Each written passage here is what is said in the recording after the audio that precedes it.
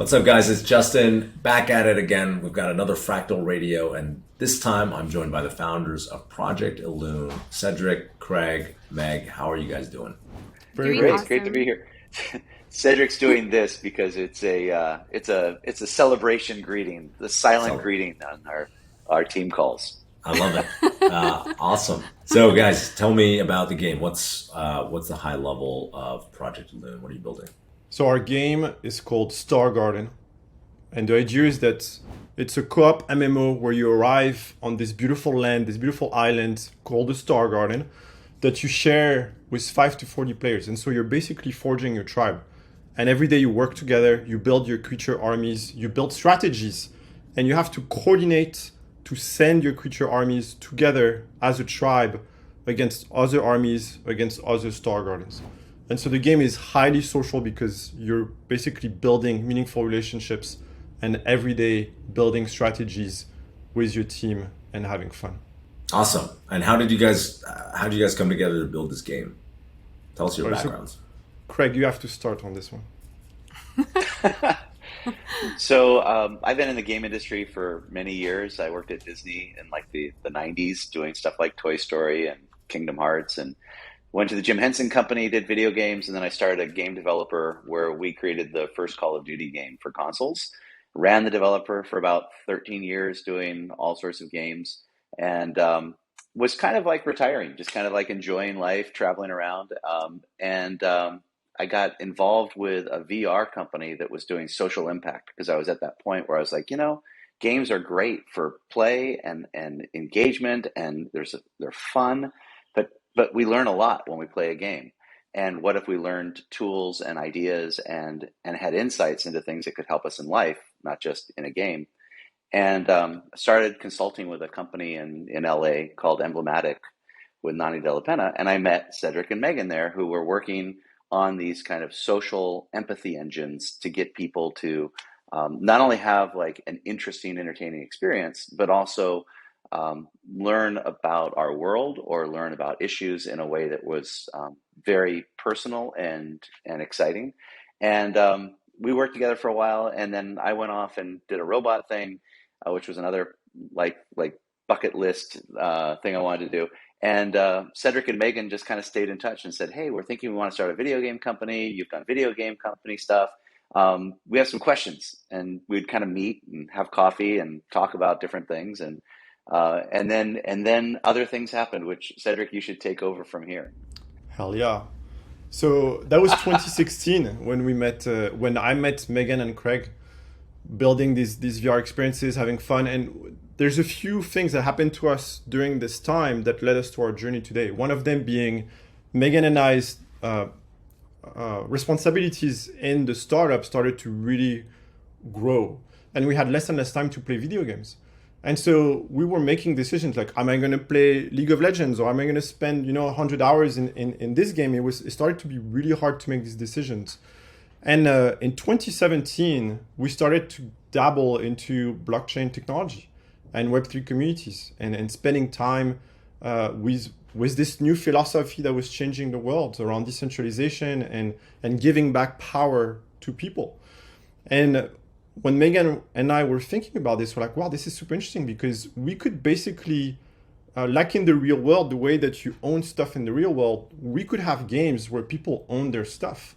And if that's the case, it would be such like a no-brainer to arrive in a game and spend your time because the value that you build in these games, you can retain it. So that got us super excited about kind of like thinking about the next era of gaming. But another thing that was super interesting to us is we were spending time on social media and in multiple online games. We're spending a lot of time in League of Legends. And one of the things one of our pain points is that we wanted to meet new people. We wanted to make new friends, and we realized it was really hard. Because if I play League of Legends today, I'm having fun. I don't really care about winning. And I'm paired with someone who, had the more stressful day. They're super intense. They're super competitive. And we're paired on the same team. We're not going to be friends because we have different expectations. And that's the big hurdle that you have in traditional multiplayer online games to make new friends because the gameplay is at odds with you being social. And so we started during this time thinking, how can we build games where being social is the gameplay, where players can come in, build value, but also retain value. And in 2019, we left that VR startup to build Project Elune. Awesome. So tell us about the game. Like, how are you solving that problem? When you arrive for the first time on a star garden, this is the beautiful land that's floating above a very dangerous world. And the idea here is that you arrive and right away you're paired with a tribe that either you forge or that it's already forged and you arrive and it's already full. And the idea is that these tribes are going to be between 5 to 40 players. The big difference from us and what you've seen traditionally, so like Call of Duty, League of Legends, Fortnite, Apex, is that every 25 minutes you change your team. And you get a random batch of anonymous players that you'll never see again. In our game, it's different. On your tribe, you can stay over the course of days, months, years, building relationships, building your strategies, progressing, increasing your level, building with your tribe, and crafting your village. And so the idea here is that it's really this sense of progression and freedom really enables people to build social interactions, social bonds that is going to be super fun and exciting for the players. And the cool thing, of course, about the game is you have traditional things that you see in other games, right? We're taking aspects of Animal Crossing. You arrive on this island, you start building your village. You have recipes that you can craft. For us, the recipes is to craft NFTs. You craft very powerful creatures. The game is not pay to win at all. Like you can spend money in the game. It's never going to give people an advantage. And hence, it really enables everybody to have a fun experience together. We also take elements of World of Warcraft around guild building, working together. We take elements of teamfight tactics where you have a board, you place your creatures on the board, and then the battle happens server side. But the cool thing that we do as well is that the game is asynchronous. If your friends are in Sweden and you live in LA, it doesn't matter because you can all have a fun experience. You don't always need to be at the same time in the game to have fun. The other cool thing about the game is you have a role to play. You will be known by your first name. People will miss you if you don't show up that day on your star garden because you have a role to play. You're not self-sufficient and your tribe needs you in what you're building. Yeah, I think one of the interesting things is that the way that the economy is built is that you always need new players. So even though you're a player who's maybe been in the game for 5 years, like if you're in World of Warcraft, for instance, if you've been in for a long time, you don't need new players. There's no system that necessitates that. But in ours, you do, because new players actually craft certain ingredients that older players cannot. So there's this kind of like synchronous loop between everybody in the ecosystem. Got it. So you're encouraging people to be able to like integrate new players into their tribes. Yes. It's basically, I like to think of it as like basically one part Pokemon. You collect creatures, you upgrade them, you have a thing that you're building that is yours. It's one part Animal Crossing because you have a shared space where you're evolving and it's a community space that is like about a social status and what you contribute. And then another part that's the teamfight tactics where you're playing and competing with other groups. But importantly, the rewards aren't just about what I get. It's what my tribe gets. It's what my community gets. It's what we get to share. And it's about making social play. So we like to call it social play plus. And the plus is that you can have ownership in a marketplace and you can trade things and you can build and craft things. And Cedric and Megan can talk a lot about the unique NFTs that we're creating to have a lot of utility in the game and value to a player.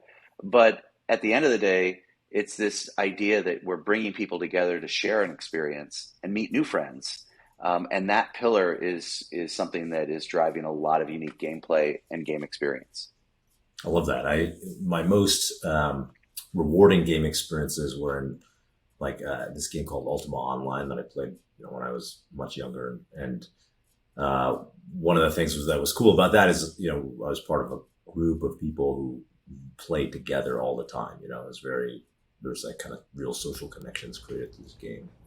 I wanted to say something because you just mentioned Ultima Online.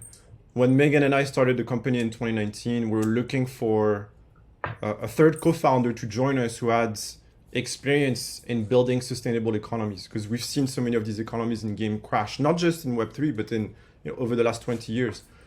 And it took us 9 months to find that person because it's so hard to find these skills, right? And we pitched our co-founder Ramin in 2020, and he told us that he was one of he was in Ultima Online in 1999, monetizing his skills and selling assets to other players and having so much fun. And this experience in Ultima Online, in EverQuest, and even in the beginnings of World of Warcraft, led him to spend 20 years thinking about how do we rebuild this golden age of gaming that we had in Ultima Online? How do we build sustainable economies? How do we enable players to build value, to retain value, and to build these meaningful bonds that they had at the time? So yeah, this resonates a lot with us. Love it. So tell me about the NFT and like what you guys are building there. Yeah, so the Orama, so we have already one NFT that we already launched this time last year, which is the Founding Star Garden, which is the land that players are all coming together to play on. Our next launch is coming up towards the end of October, and we're minting with Fractal. That's going to be the Orama mint. And the Orama is really your companion in the whole universe of Project Elune.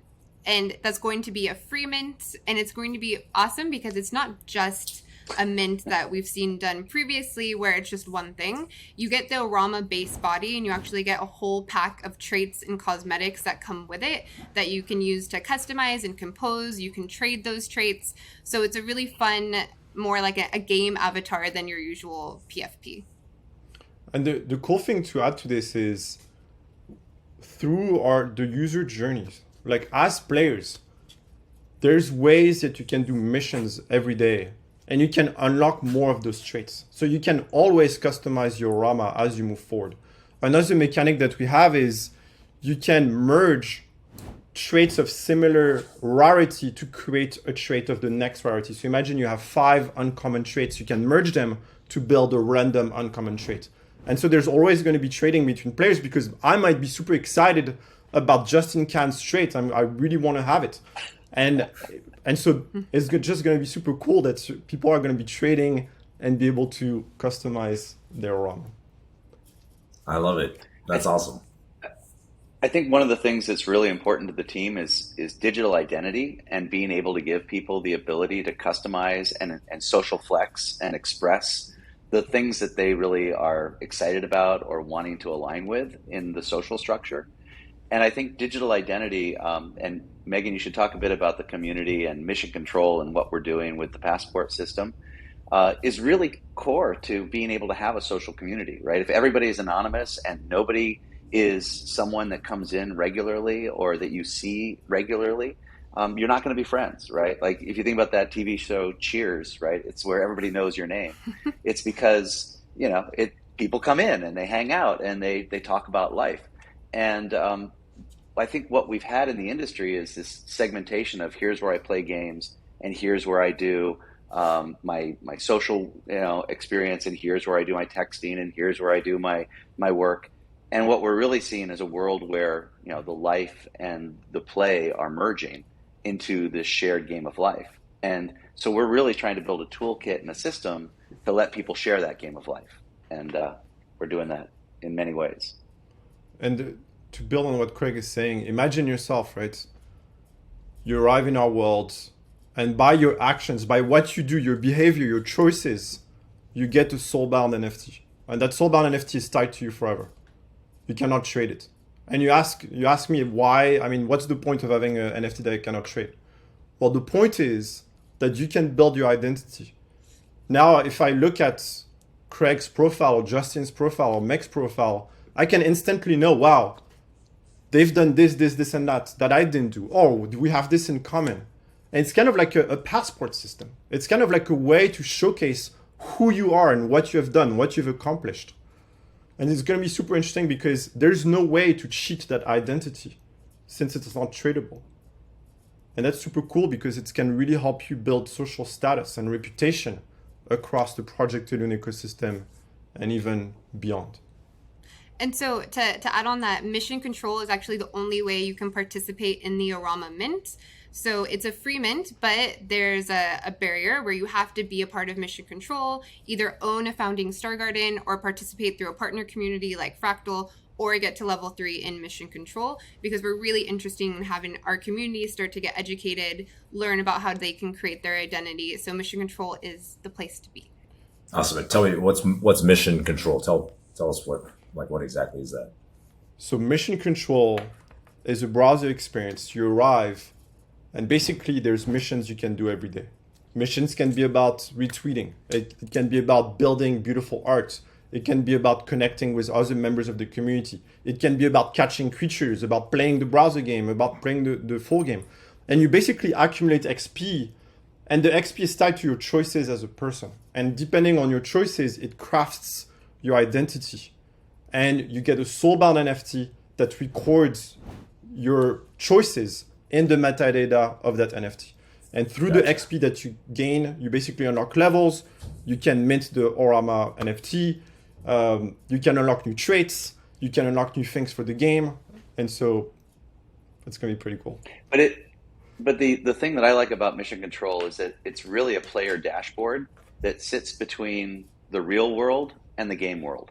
So that, like Cedric is saying, you can get missions that are like, oh, go and tweet this out, or go research something, or go meet people up at Comic-Con, and we're going to do a group validation that this group was there in the real world. And you can be tracking that and being able to build an identity about who you are by what you do, not just what you say. And then it goes into the game world, and that allows you to unlock different elements and different value and special items, because you're sitting in a way that integrates the game world with real life. And that player identity, that player passport, becomes an opportunity for also game discovery and amplification of other people's projects. So it's, I think, a really neat approach that will help players to not just enjoy the game, but be able to find each other in a better way. Awesome. So let's end by talk about what's the roadmap to get the full release of the game, like from now until you guys are launching. Yeah, so for our roadmap, as I said, we did the land sale last year. We did the mission control launch over this summer. We have the Orama Mint coming up towards end of October. Then we're going to have the mission control mini game launch towards end of November, which you'll be able to use your creatures that you've been catching in the Discord currently to send them on these little like mini quests that are an expansion of what we already have been building in mission control. And then early next year, we're going to have our first community beta. And another thing to add is all the NFTs, everything that you're building in our ecosystem, you can use in the full game. So like you're basically preparing yourself, preparing your tribe to have an amazing experience in the full game. If I come back to the Orama, you'll be able to level it up in the mission control minigame that we have. And by leveling it up, you will also be able to give it utility. The Orama that you get at Mint is like this pure companion that you can add traits to and customize. And through the minigame, taking it through the journey, you can basically transform it to its next level. And now the Orama starts to bring you gifts on a weekly or monthly basis. It basically brings you NFTs or ingredients that you can then use to craft other stuff. Love it. I love that. Awesome. So check out the Mint at the end of the month, Fractal. And where else can people find out more about Project Elune and get involved in the community? Yeah, they can go to projectelune.com and join the Discord. That's probably one of the best places to come, or mc.projectelune.com for mission control. All right, and Elune has 2 U's in it. We'll just drop the link below. Yes. Awesome, guys. We like to say that we're forging a new path through umlauts. We're going to be one of the only games featuring umlauts at the center of our world. So, tell your friends. Amazing. Yeah. Cool. Well, thanks for coming on and telling us about the game, and looking forward to seeing it as it develops. And I love the mission and how you're trying to connect people. Yeah, and I would just add on to Thank you that. so much. So much fun. I think that one of the reasons that we've been able to get the amazing team that we were able to get to build this game is really because of the mission. Like, we've had people leave Epic Games to join us. Our new art director is from Certain Affinity. Like, the amount of talent that has come together, and it's not because we have $100 million. It's because this mission is so important to them and they see the need for it. So I would say that if you take anything from this, it's that this mission drives our whole team and we're super passionate about it. So. And people on our team are coming out of our community. We actually have an investor that was in our community that enjoyed the mission and the vision and ended up becoming an investor, a very big VC. We've had team members come out of our community, and we've even had marketing support come from our community in ways that, again, just very authentic. And I think for me, when I think about Web3, that's what it's about. It's we build together, right? And being able to build in the open, be able to collaborate with the community, it's a whole different way to work, and it's just very exciting. So we're excited to be working with you on building up this new frontier. We are. Yeah. Thank you. And you guys are partners in the Fractal metagame. We should talk about that, actually, right? Yes, Oh, yeah. yeah. So that's the newest alpha that actually our whole community, when it dropped yesterday, they were like, we didn't know this. And I was like, yes, it's another little thing we have up our sleeve. So yeah, we are partnering with Fractal for the metagame initiative that you guys are doing. So if you own a Fractal, we're actually going to be releasing a creature bot in the Fractal Discord, and you'll be able to catch exclusive Fractal creatures that you can use in the Mission Control minigame. So that will be awesome. And then we'll have special missions in Mission Control that are just tied to you owning Fractals. So that's going to be pretty cool as well. Amazing. Thanks, guys. Cool. Well, check out projectaloon.com to find out more, and looking forward to see how all these things go in the next couple of months. Thanks for joining Thank you, me. Justin. Awesome. Awesome. Thanks, Justin. Bye.